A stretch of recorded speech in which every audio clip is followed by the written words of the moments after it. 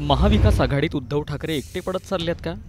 उद्धव ठाकरे एकटे पडतायत की मग त्यांना एकटं पाडलं जात आहे? लोकसभेप्रमाणे विधानसभेत उद्धव ठाकरे महाविकास आघाडीत मोठ्या भावाच्या भूमिकेत राहतील की त्यांची जागा काँग्रेस घेईल, असे असंख्य प्रश्न ऐन विधानसभा निवडणुकांच्या तोंडावर निर्माण झाले आहेत। हे प्रश्न पडण्यामागचं कारण काय? खरंच उद्धव ठाकरे एकटे पडतायत का? पडत असतील तर त्यामागची कारणं काय, याची इनसाइड स्टोरी जाणून घेण्यासाठी हा व्हिडिओ शेवटपर्यंत पहा आणि अजूनही टाइम्स नाऊ मराठीच्या यूट्यूब चॅनलला सबस्क्राईब केलं नसेल तर आत्ताच सबस्क्राईब करा। मुख्यमंत्री पदाचा चेहरा कोण? तुम्ही आत्ता तुमच्यापैकी कोणाच्याही मुख्यमंत्री पदाचा जाहीर करा, उद्धव ठाकरेचा त्याला पाठिंबा असेल। उद्धव ठाकरे महाविकास आघाडीत एकटे पडतायत अशी कुजबूज राजकीय वर्तुळात सुरू आहे। ही कुजबूज केव्हापासून सुरू झाली? तर ठाकरे गटाने मुख्यमंत्री पदाच्या चेहऱ्याची घोषणा करावी या मागणीपासून। विधानसभा निवडणुका सुरू होण्यापूर्वीच महाविकास आघाडीने मुख्यमंत्री पदाच्या चेहऱ्याची घोषणा करावी अशी मागणी उद्धव ठाकरेंनी केली होती, पण ही मागणी काँग्रेस आणि शरद पवार गटाने धुडकावून लावली।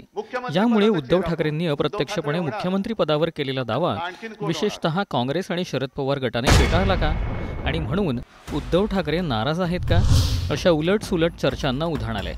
त्यावरून तर्कवितर्क लढवले जात आहेत। उद्धव ठाकरे महाविकास आघाडीत एकटं पडतायत या चर्चांना वाव मिळतो तो बाळासाहेब थोरातांच्या या वक्तव्यामुळे। पुढच्या निवडणुका आहेत आणि याकरता या निवडणुकीमध्ये आघाडी म्हणून सुद्धा आपण चांगलं काम करा असं सुद्धा आवाहन मी करतो। मला खात्री आहे, 100% खात्री आहे, मुख्यमंत्री होणार महाविकास आघाडीचा, काँग्रेसचा मुख्यमंत्री होईल याची खात्री मला आहे। मला विश्वास आहे की काँग्रेसचाच मुख्यमंत्री बसेल असं वक्तव्य करून थोरातांनी सनसनाटी निर्माण केली। शिवाय ठाकरे गटालाही डिवचलं। याला संजय राऊतांनीही उत्तर दिलं। काँग्रेसला इशारा देत राऊतांनीही थेट हिशोब केला। अमरावती, रामटेक आणि कोल्हापूरच्या जागांची राऊतांनी काँग्रेसला आठवण करून दिली। या जागा ठाकरे गटामुळे काँग्रेसच्या पदरात पडल्याचं त्यांनी सांगितलं।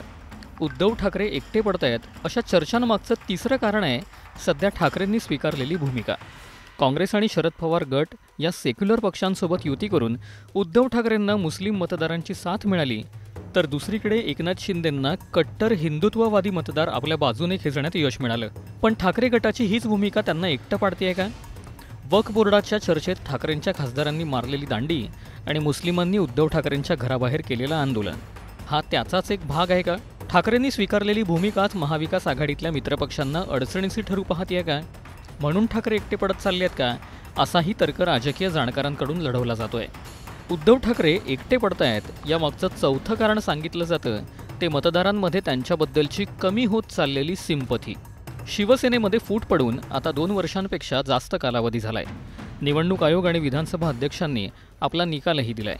अशातच उद्धव ठाकरेंपाठोपाठ शरद पवारांच्याही पक्षात फूट पडली। त्यामुळे उद्धव ठाकरेंना मतदारांकडून मिळणारी सहानुभूती हळूहळू कमी होत चालली आहे का, किंवा शरद पवारांबरोबर ती विभागली गेली आहे का, यावरूनही चर्चांना उधाण आलंय।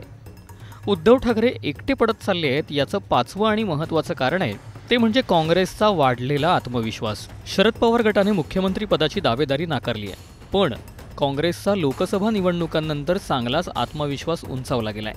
काँग्रेसच्या अंतर्गत सर्वेतही महाविकास आघाडीत काँग्रेस बाजी मारेल असा अंदाज वर्तवला जातोय। काँग्रेसचं वाढलेलं बळ, शरद पवारांची स्ट्रॅटर्जी आणि या सगळ्यात ठाकरे पिछाडीवर पडत चालले आहेत का, असा प्रश्न उपस्थित केला जातो। याच प्रश्नांबाबत तुम्हाला काय वाटतं? सिंपती गेम ठाकरेंना तारू शकेल की काँग्रेस आणि शरद पवारांची राष्ट्रवादी ठाकरेंना ओव्हरटेक करून पुढे निघून जाईल? कमेंट करून नक्की सांगा।